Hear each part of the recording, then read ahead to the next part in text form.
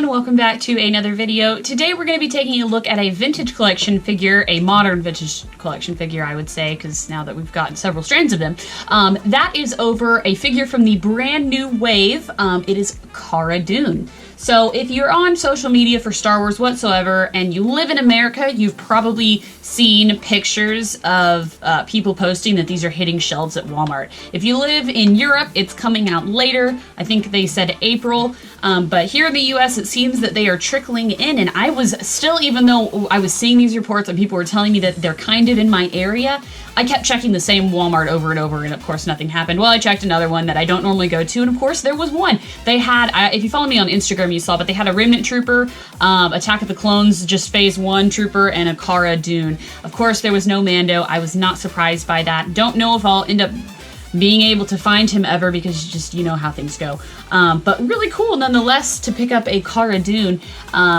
I went ahead and pulled the trigger. These figures for me are getting so expensive that it's not worth it. My 3 3/4 inch collection is just almost at a complete standstill of me not getting figures, because I personally would rather spend $23 on a 6-inch figure than $13 on a 3 3/4 inch figure. So of course that's going to be personal preference. I did both lines for so many years, and just this, they've slowed down a lot on this size of figure, and they're hard to find, and it's just hard for me to justify price nowadays. But anyways, I did go ahead and get Cara Dune because I'm like, well, if I get the Mandalorian, that would be some smaller figures that I would like to have in the collection. So of course you could probably tell her card is majorly warped. That's another bad thing about the vintage collection, and especially nowadays, is retailers don't really care so much about the card. It's the toy itself, so they stick it on the shelves no matter what it looks like.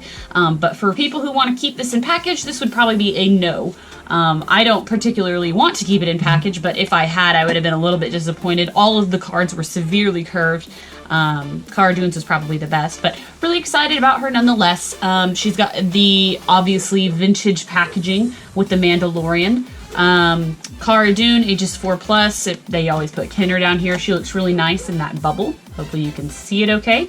And then Vintage Collection 164. So she's 164 in the line. I believe this line was continued from the 2012 Vintage Collection line. But on the back, you do get a look at the figures in the wave. Never been the biggest fan of how they display the next wave, but at least they post it, because the Black Series, we don't get that. So anyways, and then below that, just a bunch of warnings. But yeah, we've got Mando from The Mandalorian, Remnant Stormtrooper, and Cara Dune, and then there's a Shadow Trooper, which is really cool. I'd like to pick that up. Sith Trooper, Princess Leia, which they've released before back in the Black Series 3 3/4 inch too. Clone Trooper, and Jawa. So actually pretty good line nonetheless.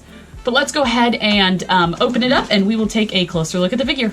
All right, and here is Cara Dune. It blows me away how little these figures are. It's been a long time since I've picked one up of this size, so like reviewing it is very odd, especially coming off if I just reviewed the Heavy Battle Droid in the same take. So touching that and then touching this, she's so little. And I did review the 6-inch Black Series Cara Dune, so it was also fitting for me, I think, to pick up this one, at least in my mind. But she looks great, honestly. The 3 3/4 inch, despite me not collecting them as much, are really doing quite a good job. They look very, very good. And so there's really little complaint there, for sure. Just really price has gone up, and availability of these figures.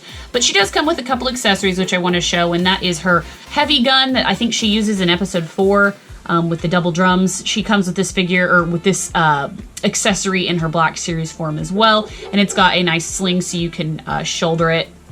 And then she does come with a teeny tiny blaster, which is painted. The hilt is the grip is painted differently, and then it's got the little scope on the top. But yeah, I do appreciate that it comes with a holster when you have a weapon this small. And then of course she has one gripped hand for a trigger. There he goes, it was Jango Fett. One gripped hand for a trigger, and then one just like cup grip hand. And all of her joints seem to move really, really well. She's got a lot of nice teeny tiny detailing in her face. You could probably see the Rebel symbol because she's a Rebel shock trooper, or a former one. She has the tattoo on her arm there. The paint is a little bit messy on this arm, on her forearm right below the elbow, which I'm not a big fan of. But I really liked Cara's outfit. It's very cool and super unique. And she's not just a dainty female that we tend to get, and I really appreciate that. Both for price, it just feels like more figure for your money, and then also, I mean, like, not all of the women in Star Wars are going to be the same very petite size, so I really like that. And she's a badass, that's for sure. So really pretty lady. I think that she's a wrestler in real life or something like that, boxer, I don't know. But really cool character as well. I wasn't a big fan of her in the episode that Bryce Dallas Howard directed. I think it was episode 4. But she came in at the end of The Mandalorian, and I really, really liked that. One difference between the Black Series figure is that the Black Series one came with a knife. This one does too, only it is permanently sculpted into the boot. But I like that they included it. I do appreciate that. On the Black Series one, you could actually holster it into the boot. This one does not come off.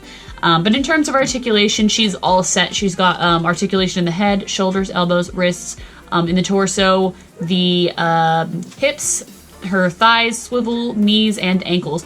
And I will say that with mine, this particular leg is really, really loose. Not loose to where I think it's going to hurt the figure posing, but it, like, whenever I move it, this one just definitely wants to move more than the other one. But overall, I think she looks great. I like the coloring on it. I think that the detail is sublime for the size of the figure. I think that they really do a very good job now with the faces on these figures as well. I definitely dropped her little gun. I dropped her gun. It fell out of the holster and I thought I lost it into oblivion, but I found it. But anyways, I dropped it again.